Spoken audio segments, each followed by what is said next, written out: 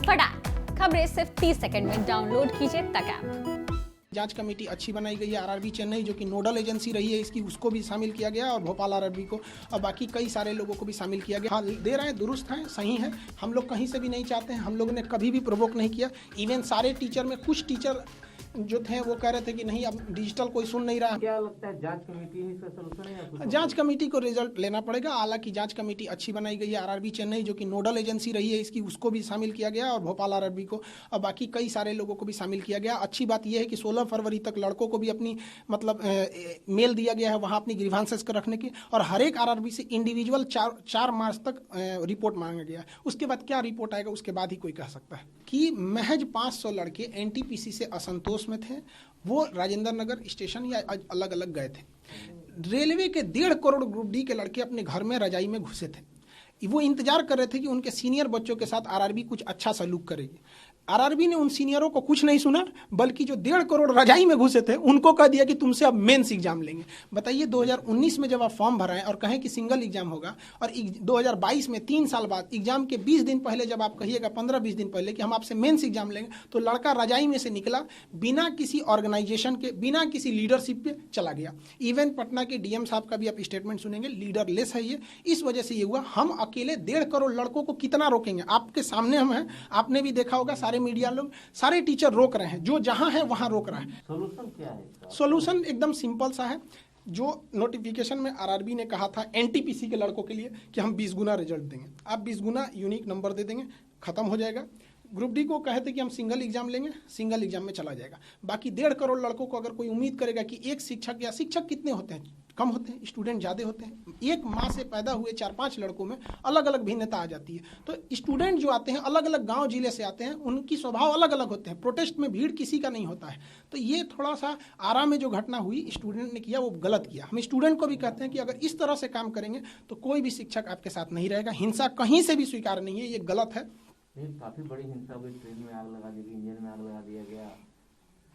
ये गलत हुआ है। लड़कों ने भी ये गलत किया है। जो ट्रेन की इंजन में आग लगा दिया गया, वो इंजन में कोई था नहीं। ये मतलब एक लक बाई चांस कहिए कि किसी की जान मतलब उसमें नहीं, ये गलत है। इसकी हम हमेशा लड़कों को भी हम सख्त कहते हैं कि ये आपसे विनती नहीं, हमारा आदेश है। सारे स्टूडेंट को कहेंगे कि आप कहीं भी हिंसा करेंगे, आरआरबी को बहाना मिल जाएगा, हम लोग साथ नहीं आ पाएंगे, खुल के नहीं बोल पाएंगे। स्टूडेंट समझिए, टीचर कभी भी एक्सेप्ट नहीं कर सकता है। अगर स्टूडेंट गलत है तो हम उनसे बोलेंगे, स्टूडेंट सही है तो भी बोलेंगे। आरआरबी इतनी बड़ी संस्था है, हम लोग जब उससे लड़ गए, गलती किया, तो स्टूडेंट अगर गलती करेगा उससे भी लड़ जाएंगे। तो स्टूडेंट को भी हाथ जोड़ के कहते हैं कि ऐसा काम मत कीजिए कि हम लोग को अपना हाथ पीछे खींचना पड़े। हम आप ही लोग को बचा रहे हैं, प्रशासन का भी हम लोग सहयोग ही कर रहे हैं। डायरेक्ट या इनडायरेक्ट रूप से आपका आरोप है कि आपने प्रोवोक किया लोगों? नहीं, हमारा पे ऐसा कुछ नहीं। हम समझा रहे हैं लोगों को। हम तो बाहर भी नहीं निकले हैं। कल से हमको खाना खाने का भी फुर्सत नहीं मिला है। मीडिया, यूट्यूब, सबसे समझा रहे हैं लड़कों को। हम रोक के रखे। हमारे यहाँ से 10 कदम है भिकना पहाड़ी।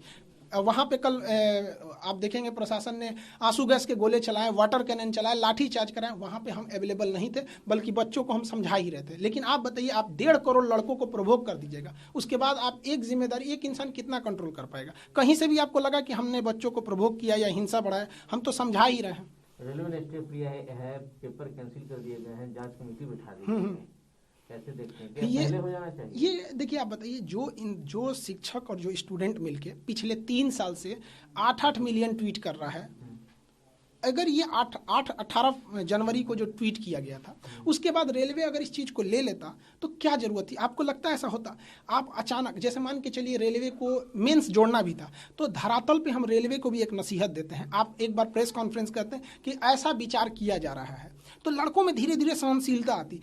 पेशेंट भी मर जाता है ना हॉस्पिटल में, तो डॉक्टर नहीं कहता कि तुम्हारे अब्बा मर गए, आराम से बोलता है सीरियस है, ऑक्सीजन पे है, वेंटिलेटर पे है, भगवान भरोसे हैं, धीरे धीरे, ताकि सहनशीलता धीरे धीरे आए। अचानक बोल दीजिए ना कि तुम्हारे पापा मर गए, हॉस्पिटल फोड़ देगा वहाँ पे। जो दिखाता है ये लोग जमीनी स्तर पे है ही नहीं यहाँ पे, तो ये गलत है। और रही बात कि लड़के ज़्यादा हो गए हैं जिस वजह से CBT 2 लेना है, तो बताइए 2019 में जो लड़का फॉर्म भरा है, आपको 19 में ना पता चल गया होगा कि ज़्यादा लड़के हैं। 1.5 करोड़ लड़कों को अचानक एक फरमान जारी कर देते हैं, लड़का नहीं भड़केगा। दे रहा है दुरुस्त है रेलवे के लिए? हाँ, दे रहे हैं, दुरुस्त हैं, सही है। हम लोग कहीं से भी नहीं चाहते हैं, हम लोगों ने कभी भी प्रोवोक नहीं किया। इवन सारे टीचर में कुछ टीचर जो थे वो कह रहे थे कि नहीं, अब डिजिटल कोई सुन नहीं रहा है, हम लोग की कोई वैल्यू नहीं रह गई है।